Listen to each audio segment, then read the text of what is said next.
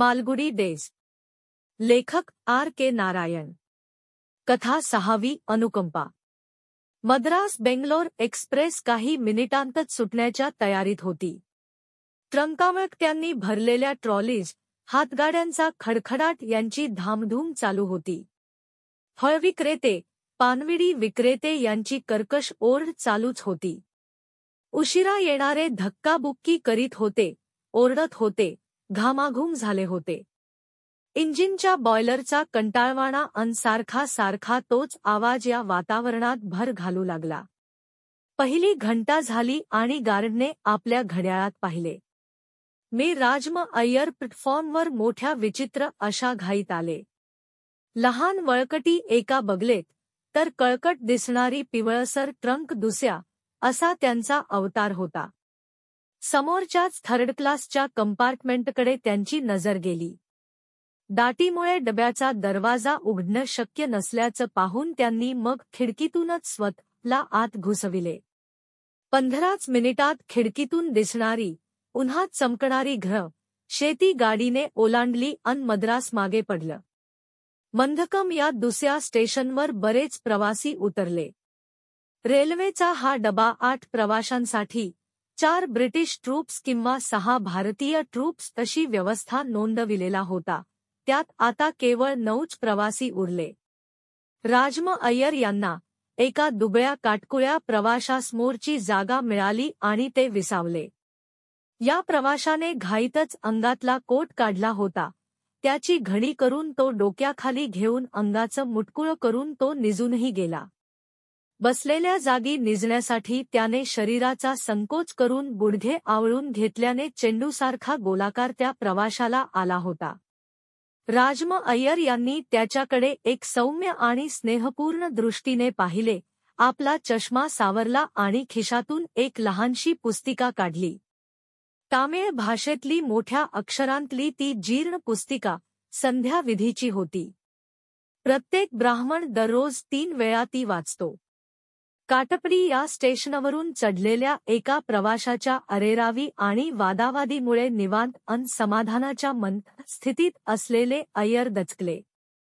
नवा आलेला हा प्रवासी सीटवर निजलेल्या त्या दुबळ्या प्रवाशावर वैतागला होता. त्याला रेल्वेचे नियम बजावून सांगत होता. 3ऱ्या वर्गाचे नियम.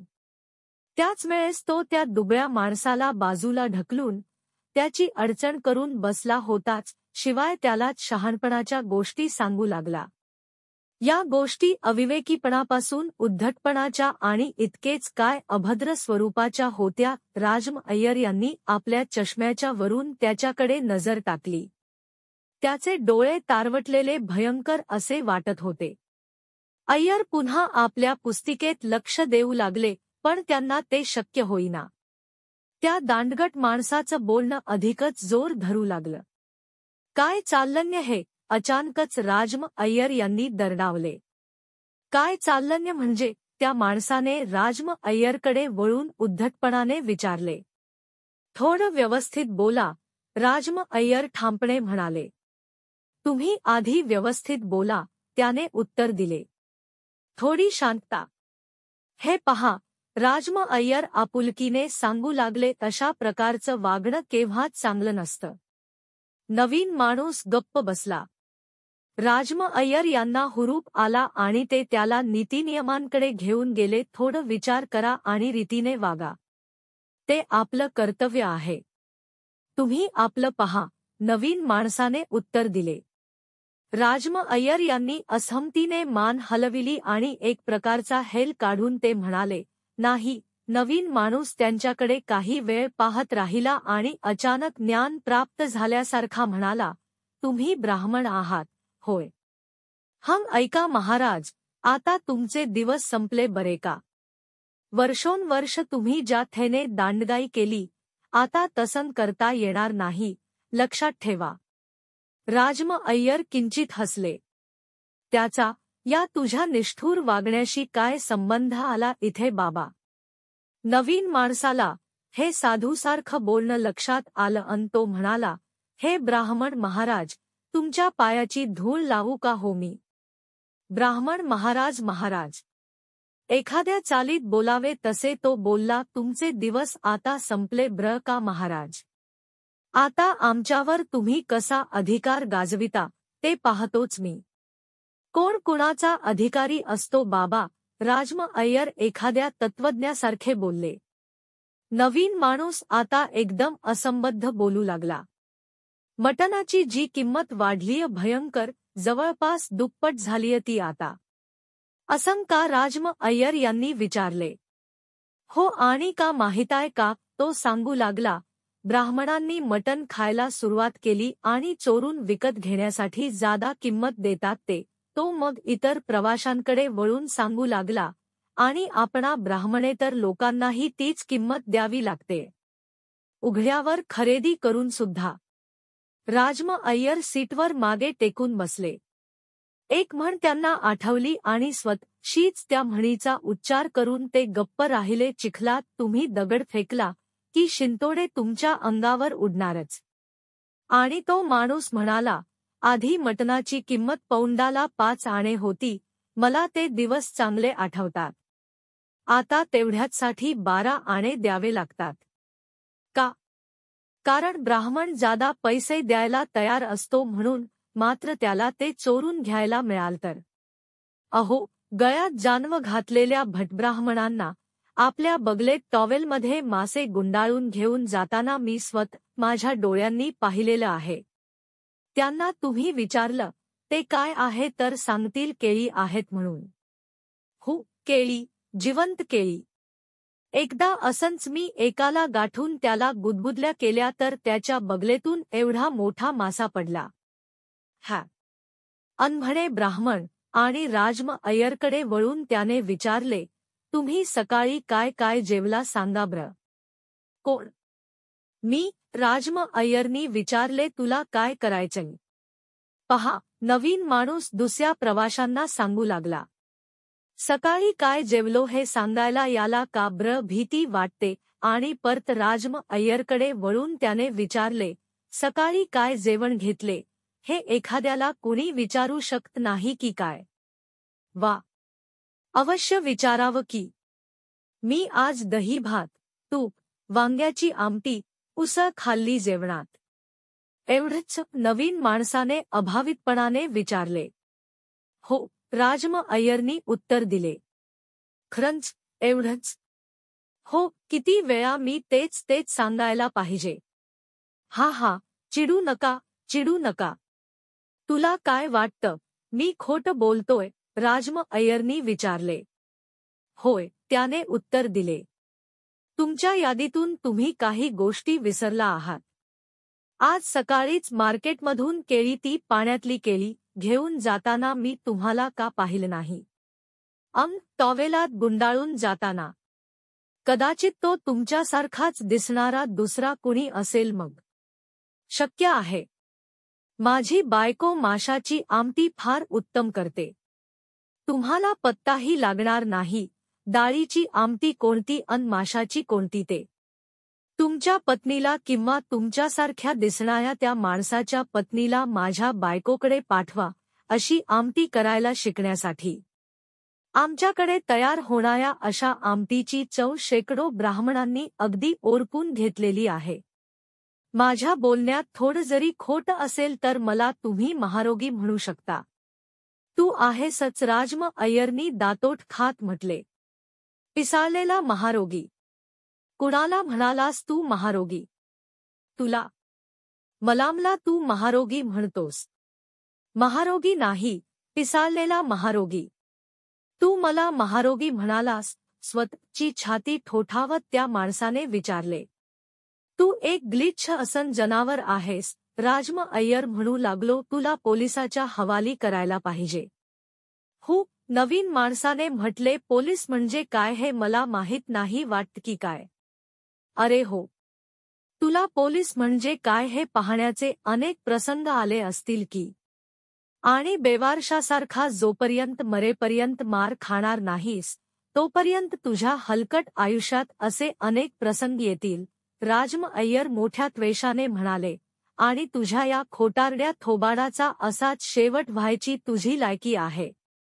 काय म्हणालास? नवीन माणूस धमकावणीच्या स्वरात ओरडला. हलकटा, काय म्हणालास?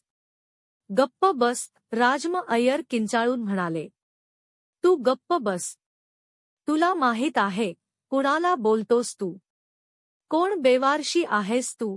मला काय करायचंय? माझ्या चपलेनं तुला झोडपून काढीन, राजम अय्यर म्हणाले. मी तर तुटक्या स्टल्सनी झोडपून तुझा राडा करीन. मी लाथेने उडवीन तुला, राजम अय्यर म्हणाले. लाथेने मारशील मला? नवीन माणसाचा आवाज कर्कश झाला. ये बरे. पाहतोच आता. दोघंही एकदाच उभे राहिले.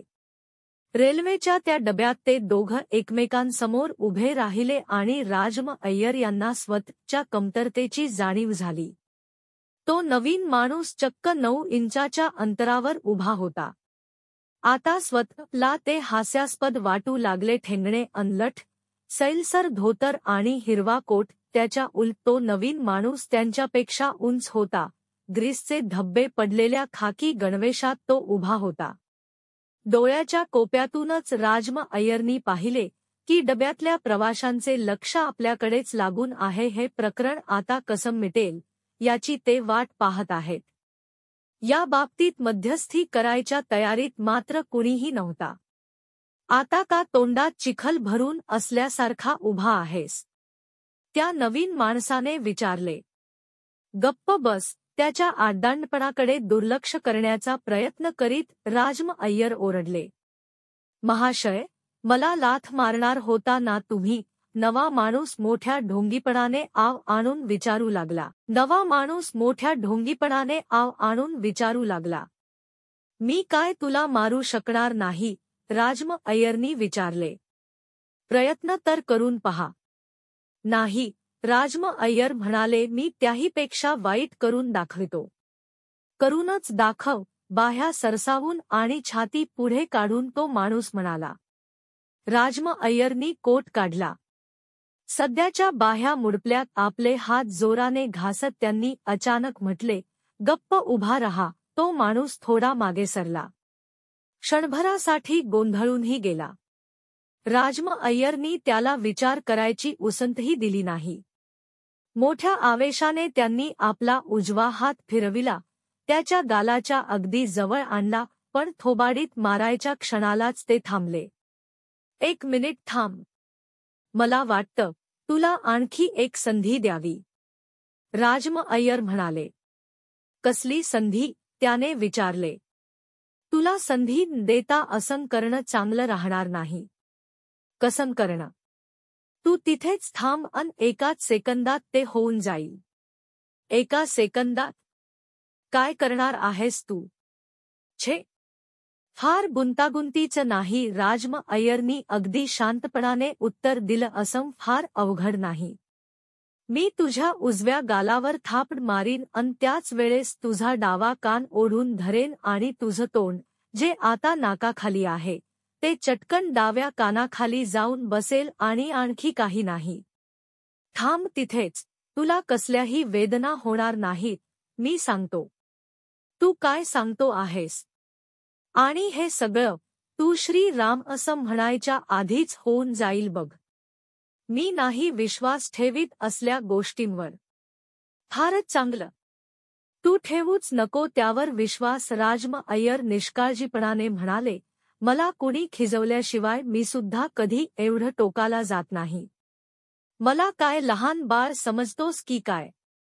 माझं तर म्हणच आहे, गृहस्था, माझ्यावर विश्वास ठेवूच नकोस.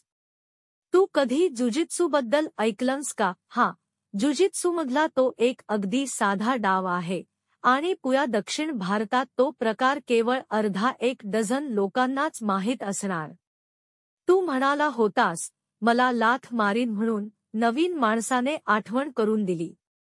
होय, पण हे तर अधिक वाईट आहे ना? नाही का? राजम अय्यरनी विचारले.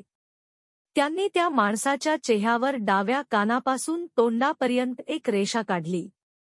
असं करताना राजम पुटपुटू लागले. तुझा चेहरा ब्यापैकी देखणा आहे, हे मला मान्य करावंच लागेल. शरीरही धडधाकट आहे, पण कल्पना कर तू रस्त्यावरून आपल्या डाव्या कानाखाली असलेल्या तोंडाचा चेहरा घेऊन चालला आहेस. राजम गालातल्या गालात हसले. जलारपेट स्टेशनवर आपल्या डब्याच्या बाहेर तुला पाहण्यासाठी भरपूर गर्दी जमणार असं मला वाटत आहे. नवीन माणसाने आपला गाल कुरवाळला. तो विचारात पडला. राजम अय्यर बोलतच होते, हे सगळं तुला आधीच सांगावं. हे माझं कर्तव्य समजतो मी काय तुझ्यासारखा माथे फिरू नाही. तुझी बायको, तुझ्या मुलांबद्दल मला आपुलकी आहे. आपलं असम तोंड घेऊन घरी परतणाऱ्याच्या मुलांना आपल्या बाबांना ओळखायला थोडा वेळही लागेल. किती मुलं आहेत तुला? 4. आणि मग विचार कर, राजम अय्यर सांगू लागले. तुला आपल्या डाव्या कानाखालून जेवण घ्यावं लागणार आणि पाणी पिण्यासाठी तुला तुझ्या बायकोची मदत घ्यावी लागणार. तिला ते तोंडात ओतावं लागणार. मी एखाद्या डॉक्टरकडे जाईन, नवीन माणूस म्हणाला. जरूर जा, राजम अय्यरनी उत्तर दिले. आणि यावरचा डॉक्टर तुला मिळाला तर मी तुला 1000 रुपये देईन. तू युरोपियन डॉक्टर्सची सुद्धा चौकशी करू शकतोस. नवीन माणूस चिंतातूर होऊन उभा होता.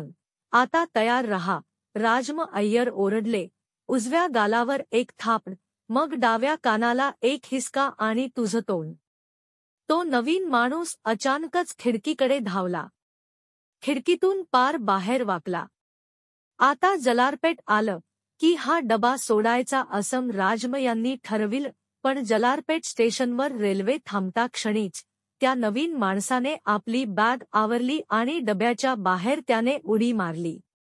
वेडवाकडं धावत जाताना त्याने एका नारळ विकणाऱ्याला अन खेळण्याचं स्टंड घेऊन फिरणाऱ्या विक्रेत्याला धक्का देऊन जवळजवळ पाडूनच होत खाली. राजम अय्यरना वाटलं, आता दुसऱ्या डब्यात जाऊन बसायची काही गरज नाही. खिडकीतून वाकून ते ओरडले, हे पहा. तो नवीन माणूस वळला. तुझी जागा ठेवू का? राजम अय्यरनी विचारले. नको.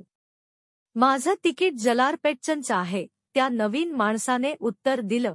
आणखी घाई करून तो धावला. रेल्वे आता जलारपेट सोडून जवळपास मैलभर पुढे आली होती. तो अशक्त प्रवासी अजूनही सीटच्या कोपऱ्यात अंगाचं मुटकुळ करून बसला होता. राजम अय्यर यांनी चष्म्यातून वर नजर करून त्याला म्हटले, तुला वाटलं तर झोप ना.